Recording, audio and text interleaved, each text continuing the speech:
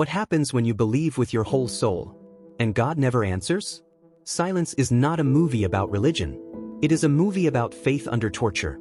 Faith when miracles don't happen, when prayers go unanswered, and when belief itself becomes pain. Set in 17th century Japan, silence follows Father Rodriguez, a Jesuit priest who travels to a land where Christianity is forbidden and brutally punished. At first, his faith is strong, almost proud. He believes suffering for God is noble. He believes martyrdom is victory. He believes that silence from God is just a test. But Japan does not test faith gently. Christians are drowned, burned, tortured, not to kill them, but to break them. The cruelty is calculated, psychological. The authorities don't want priests to die as martyrs. They want them to step on Christ, to publicly deny what they believe, and live with that choice forever. And this is where silence becomes terrifying.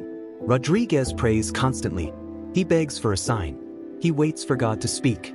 But heaven remains quiet. The title is not symbolic. It is literal. God does not intervene. He does not save the innocent.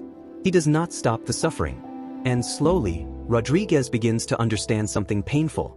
Faith is not about how loudly you believe. It's about what you're willing to lose.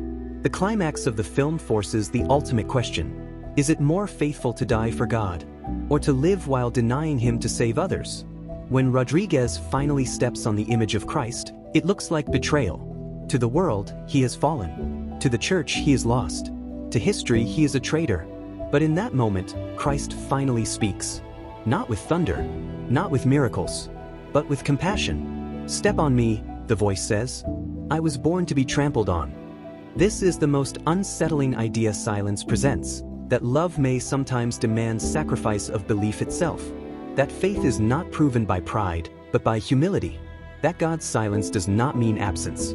Years later, Rodriguez lives as a man who publicly renounced Christianity. He appears empty, defeated, spiritually dead. But the final scene changes everything. At his cremation, hidden in his hands, is a small cross. No sermons, no declarations, no witnesses, just quiet faith.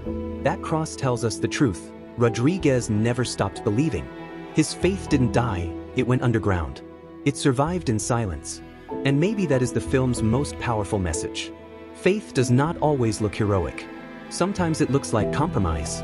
Sometimes it looks like shame. Sometimes it exists where no one else can see it. Silence asks a question most films avoid. If God is silent, will you still believe?